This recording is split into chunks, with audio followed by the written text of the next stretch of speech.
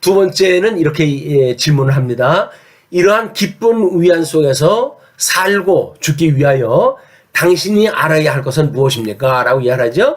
세 가지가 있다고 그럽니다. 첫째, 나의 죄와 그 비참이 얼마나 심각하며, 이것도 아까도 강조를 했지만 상당히 중요한 거예요.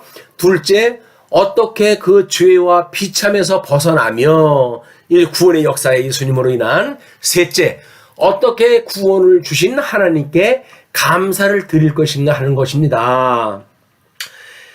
우리 칼빈 종교개혁 이후에 칼빈 사상에 의해서 만들어 놓은 모든 신조들은 하나같이 이렇게 된 거예요. 창조, 타락, 그 다음에 구원, 그 다음에 견인, 네 가지 구조로 되어져 있거든요. 그걸 대표적으로 보여주는 것이 사형리라고 하는 우리가 전도할 때 쓰는 양식 있잖아요. 사형리라고 해가지고 그 방식으로 되어져 있는 거예요. 그것이 기독교의 세계관이기 때문에 모든 종교 신조가 다 그렇습니다. 우리 기독교의 그 신조가 그렇게 이해를 하셔야 돼요. 그래서 비참하다고 하는 상태가 이렇게 소요리 문답에서는 이렇게 이야기를 해요. 우리 시조가 지음을 받은 본지위에서 타락하게 된 죄는 금지된 실과를 먹은 것이다. 선과 악을 알게는 가일나무 열매를 따먹으면 정령 죽는다. 하나님께서 그 말씀을 하셨는데 그 말씀을 어기고 따먹었기 때문에 하나님 앞에 이렇게 비참한 삶을 살 수밖에 없었다는 거야. 또 우리 인간론적인 입장에서 보통은 교육신학에서 원인과 타락인과 그 다음에 중생인과 영화인 네 수로 우리 인간론을 구분하거든요. 이것이 우리 하나님이 창조했을 때 상태예요. 원인이. 그래서 에덴 동산에 있을 때까지만 하더라도 선과 악을 알게는 가일나무 열매를 따먹기 전까지만 하더라도 하나님의 뜻과 일치되어지는 영과 육과 마음의 생각을 가지고 있던 존재거든요. 그런데 그걸 선하게 창조된 자이다. 그 다음에 우리의 흙과 생명으로 창조되었다. 이렇게 이야기를 하죠. 그러나 에덴 동산에 오게 되면 마음을 지으셔가지고 이런 섭리해가는 상태를 이제 하나님께서 여호와라고 하는 이름으로 계시를 하시기 시작을 합니다. 그리고 범죄했기 때문에 에덴 동산으로 쫓겨났잖아요. 그걸 타락인이라고 이야기를 하는 거예요. 그것은 사망 세계에 우리가 버려졌기 때문에 사망 세계의 종노릇을 하면서 살아가게 되는 상태다. 그래서 이때는 선과 악을 하는 인간이고 죄와 허물로 죽은 상태다. 이렇게 되어져 있는 거예요. 자, 이거로부터 이제 중세의 역사로 가는 것이 산문 이하서부터 소개가 되어지는 내용들이에요. 비참한 이야기, 이 타락인에 대한 거를 이 3절로부터 82절까지인가를 이 타락인의 상태를 설명을 하고 그 이후에 구원론을 이야기를 한다. 구원에 대한 이야기를. 그 끝부분에서는 세 번째로 영화로운 상태에 이르기까지 어떻게 하나님을 경외하면서 살아가는가에 대한 것을 설명하고 있다고 이렇게 되어져 있습니다. 자, 그러면 하나님의 섭리 사역을 보시죠. 하나님은 창세전서부터 모든 것을 작정하시고 예정을 하셨어요. 그런데 그 작정하셨던 뜻을 창조를 한다고 하는 일이 그 뜻을 드러내는 일이거든요. 그거를 현현이라고 이렇게 이야기를 하는 겁니다. 하나님의 뜻을 드러내시다. 그런 그 이야기예요. 그래서 드러내가지고 하나님이 하신 일은 뭔가 예정을 이루시고 작정을 이루시는 일이에요. 왜? 뜻이 그거니까. 창세전서부터 가지고 있던 뜻이 그거 때문에 예정을 이루시고 작정을 이루신다. 이 예정을 이루시고 작정을 이루시는 일이 좀 더 구체적으로 설명이 돼야 되기 때문에 하나님께서는 섭리 사역을 통해 가지고 이거를 이제 행위 언약과 은혜 언약이라고 하는 두 언약을 가지고 설명하다 해 가는 겁니다.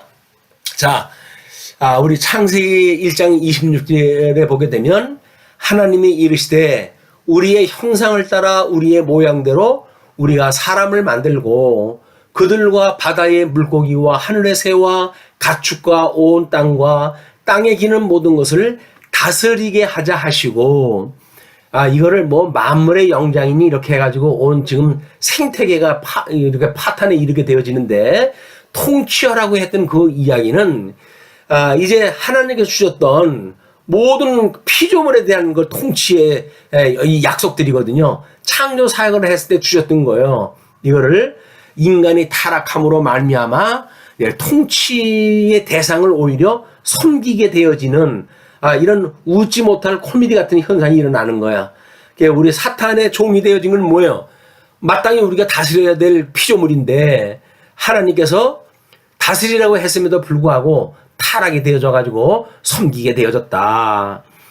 재물은 어떨까요? 재물도 마찬가지예요. 우리가 통치하고 다스려야 될 영역이지 우리가 그걸 섬겨야 될 대상은 아니잖아요. 근데 우리는 어떻게 해요?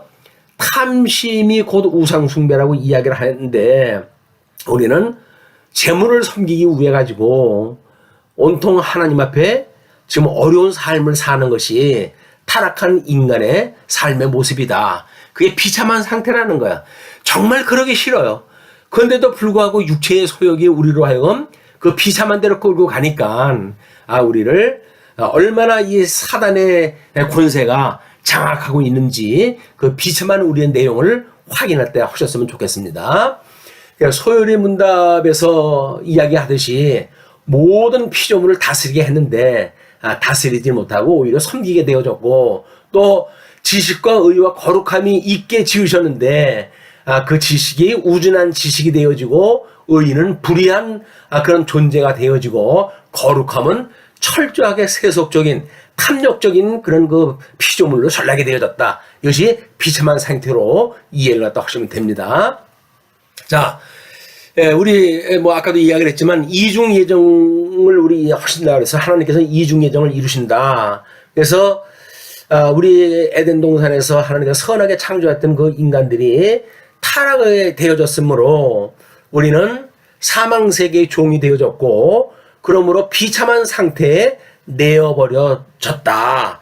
그래서 우리 시편 기자는 내가 우리 어머니의 모태로부터 이제 그 죄악 가운데 잉태가 되어졌고 범죄 가운데 출생이 되어졌습니다. 이렇게 이야기를 하잖아요. 왜냐하면 아담 한 사람이 타락함으로 모든 사람이 우리가 이 죄의 종이 되어졌기 때문에 그러는 거야. 근데 이거를 왜 나는 아담과 같은 죄를 짓지 않았는데 내가 왜 그 저주를 받아야 됩니까? 라고 말하는 것은 자기 머리가 누군지를 모르는 거야. 그 자기의 뿌리가 누군지를 모르는 거죠. 뿌리를 갖다 알게 되면 우리 조상, 인류의 조상으로부터 저주가 땅에 들어왔기 때문에 그 안에서 출생하는 자는 마땅히 그 저주 아래 우리가 살아갈 수밖에 없는 거로구나 라는 걸 이해를 하셔야 그거로부터 파생되는 모든 문제에 대한 그런 오해가 풀릴 수가 있습니다. 자, 그리고 우리 이제 하나님의 섭리하시는 일은 자기의 모든 그 창조물과 또 모든 행동을 가장 거룩하고 지혜롭고 권능 있게 보존하시고 다시는 일이라 라고 우리가 앞에서 이야기를 했어요. 이제 10번에서 그런 이야기를 했는데 여기서 말하는 거룩이라고 하는 그 이야기는 구별한다 라고 하는 뜻이거든요.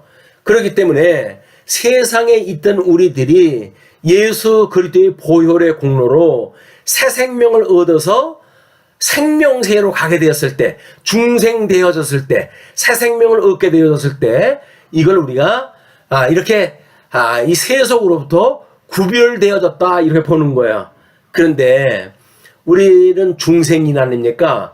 여전히 육체는 사망 권세 아래에 있기 때문에 우리의 마음이 두 마음으로 나뉘어져서 하나는 성령의 소욕을 따르기도 하고 때로는 육체의 소욕 때문에 우리가 비참한 그런 그 삶을 살아가게 되어지는 거예요.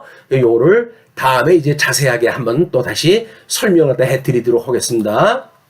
자, 앞에서 이야기했던 구원의 서정의 이야기거든요. 그러니까는 하나님께서 창세전에 선택했던 거로부터 영원한 구원에 이르기까지의 이런 일체를 구원의 서정이라고 이야기를 합니다. 근데 이 내용이 상당히 구체적으로 봐야 되기 때문에 짧은 시간에는 소개해드리기가 어려워요. 그냥 우리 동영상을 보시다가도 잠깐 정지시켜 놓으시고 그리고 본문을 확인하다 하셨으면 좋겠어요. 자, 소요리 문답 20번입니다. 하나님께서는 다만 자기의 선하신 뜻대로 영원 전부터 어떤 자들을 영생하도록 선택하시고, 어떤 자들이에요. 어떤 자들, 그 이야기는 또 어떤 자가 남아 있겠죠. 선택하시고 은혜의 언약을 세워 구속자로 말미암아 그들을 죄와 비참한 처지에서 건져내어 구원의 자리에 이르도록 하셨다라고 이야기를 한단 말이에요. 그것이 택자가 구원, 이 택자가 받는 구원이라고 하는 이야기예요.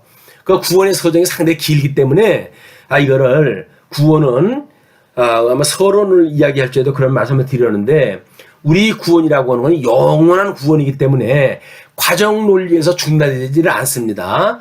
그래서 우리는 뭐 구원을 받았다, 나는 이미 영생을 얻었어, 그러므로 더 이상 뭐 우리의 삶에 대한 거는 신경 안 써도 돼, 이렇게 말하는 모 교단에서 이야기하는 그런 내용은 잘못되어진 겁니다. 주님께서 우리한테 기도를 가르쳐 주실 때 우리가 우리에게 죄진 자를 사하여 준 것 같이 우리 죄를 사하여 주시옵고 우리를 시험에 들게 하지 마시옵고 다만 악에서 구하시옵소서 라고 기도하라고 가르쳐 주셨잖아요.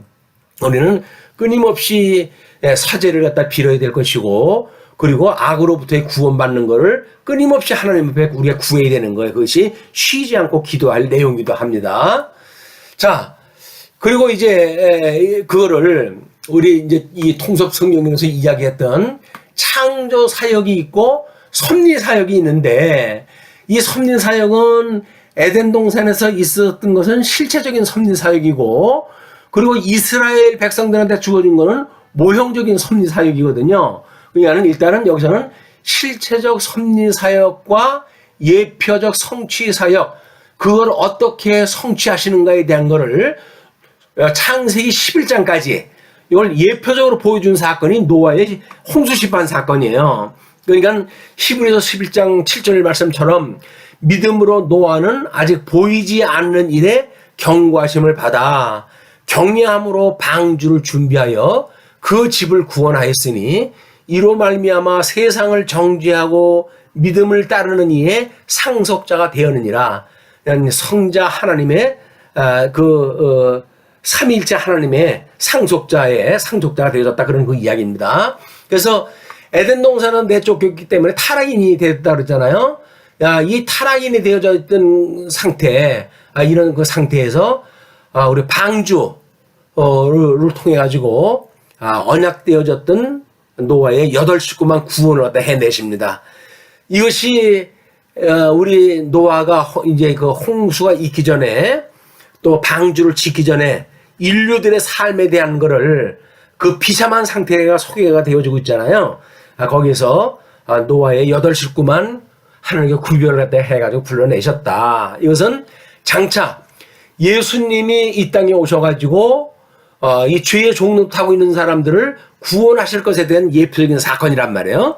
또 이것은 우리 주님의 몸된 교회, 여기 이제 교회의 그림을 그려놨는데, 주님의 몸된 교회도 마찬가지로 우리가 예수님으로 구원받는 성도가 천상에서 여전히 온전케 하시는 예수 그리스도를 바라보는 이런 믿음을 사는 것이 성령의 증거고 교회의 성도들의 삶이다. 이걸 이야기해 주는 겁니다. 그래서 이것은 우리 영원한 심판이, 이제 불심판이 이제 세상 끝날 올 터인데, 영원한 심판에 이를 때까지 이것이 계속 지속이 되어질 거예요. 그럴 때 택한 백성은 천국에서 우리 이 예정을 이루는 이런 탁자의 백성으로 살게 되어지고, 불택한 백성들, 예수님을 믿지 않는 자들은 지옥에서 불택자로 영원한 불못에서 살게 되어진다. 이걸 우리가 알 수가 있는 겁니다. 그래서 우리 그 소요리 그 팔문에 보시게 되면, 하나님께서는 창조하시고 섭리하시는 일을 통해 자기의 작정을 이루신다, 그렇게 이야기를 했잖아요. 이 섭리를 갖다 하시는 일들, 이거를 작정하신 대로 이루는 이 일들, 이것은 이미 작정이 되어졌기 때문에 이걸 이루시는 일이란 말이에요. 그걸 우리 믿음의 선배들은 이렇게 이야기를 했다, 이렇게 보시면 되겠습니다. 자, 그러면 아까 우리 사형리라고 하는 그것처럼 모든 신조는 4가지 단계로 되어져 있다고 그랬잖아요. 물론 본격적으로 전적 부패로부터 시작되어지기도 해요. 우리 지금 하이델베르크 신조도 우리가 2번, 3번이 구원이라고 하는 걸 이야기를 하고 그 이유는 전부 부패한 내용을 공부한다고 그러지 않았어요. 그렇기 때문에 우리 이제 장로교회에서 우리가 믿기로 한 그런 대소요리 문답을 보게 되면 하나님의 작정과 예정과 작정의 실행과 창조 사역과 섭리의 사역을 구체적으로 설명이 되어져 있습니다. 그래서 이제 우리가 서론 부분에서 그 이야기를 드렸지만 우리가 시간을 내서 이걸 한번 공부를 하시게 되면 하이델베르크라든지 또는 여기서 말하는 도르드 신조 이거에서 지금 우리가 밝혀낸 것이 칼빈의 5대 교리거든요. 이거를 더 확실하게 공부할 수 있는 기회가 있지 않을까 이런 기대를 갖다 해봅니다. 자, 그러니까 우리가 인간이 전적 부패했다는 거죠. 이 부패되어진 것이 비참이라고 이렇게 이야기를 했어요. 비참은 매우 슬프고 끔찍한 상태, 또 이건 더할 수 없이 슬프고 끔찍한 이런 상태를 전적 부패라고 이야기를 한다. 이게 타락되어진 상태란 말이에요. 행위 언약으로 인하여서 타락되어진 상태, 이거를 사람의 모든 면이 타락으로 인해 영향을 받았다. 그래서 여기는 자유의지까지도 상실돼 버리고 말아요. 에덴 동산에서는 자원하고 기쁜 마음으로 이제 하나님의 뜻을 따라서 살았던 아담이 에덴 동산에서 쫓겨날 때에 자유의지도 상실하게 되어지는 겁니다. 그것이 죄의 종이 되었다라고 하는 상태예요. 자, 그리고 다음에 이제 은혜 언약으로 구원에 이르게 되어지는데 이거는 무조건적으로 선택을 했다, 제한적인 속죄다, 불강력적인 은총이다 라고 이야기를 하는데 이런 구체적인 것을 우리가 통해 가지고 어떻게 구원받았는지는 우리 하이델베르크 신앙고백의 83문 쪽서부터 공부를 해갈 때 확인할 때 해보도록 하겠습니다.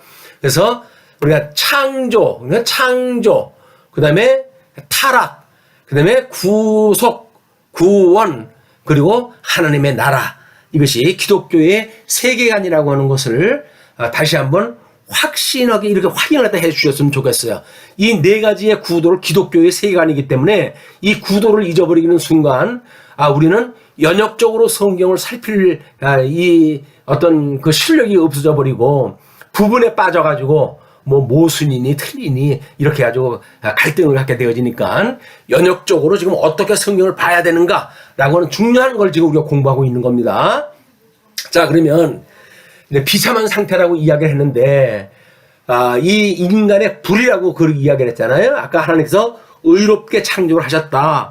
근데 우리가 에덴 동산 내쫓겨남으로 불의한 인생이 됐다라고 이야기를 했어요. 그 불이라고 하는 것이 무엇인가를 로마서에서 사도 바울은 이렇게 친절하게 설명하고 있습니다. 자, 하나님의 의에 대한 언약을 1장 18절로부터 3장 20절까지 소개를 하고 있는데 먼저 인간의 불의의 내용이에요. 그것이 어떻게 불의가 되어졌는지를 이야기한 뒤에 좀 이 불의에 대한 상태를 이야기할 적에는 인간의 불의한 사실을 집중적으로 공부를 갖다 해야 되겠죠. 21절로 32절까지 먼저 한번 살펴보십니다. 자, 21절로 22절. 마음이 어두워져 하나님의 영광을 우상의 형상으로 바꾸었다. 우리가 구약 성경을 공부하다 보게 되면 우상을 숭배하지 마라, 우상을 숭배하지 마라 수없이 그런 얘기가 나오잖아요. 이스라엘 백성들이 망한 것은 우상 숭배 때문에 망했다 이렇게 이야기를 하잖아요. 그 우상이라고 하는 실체적인 의미예요. 이것이 하나님의 영광을 눈에 보이는 형상으로 바꾼 것. 그래서 신약 성경에 오게 되면 탐심이 곧 우상 숭배라고 이렇게 이야기를 하거든요. 탐심이라고 하는 그 이야기는 뭐예요? 눈에 보이는 세계를 탐하는 욕심, 그 이야기예요. 그렇기 때문에 우리가 예수님을 믿고 신령한 생명을 가지고 살아가는 성도가 눈에 보이는 거에 미혹에 빠지게 되면 그것이 곧 우상 숭배고 그리고 하나님 앞에 범죄하는 행위다. 이걸 우리가 잘 구분하지 않으면 이걸 아주 세부적으로 뭐 성경에 들어가서 구분할 방법이 없어요. 근데 이렇게 아마 이렇게 개론적으로 확인하는 일이 매우 중요합니다.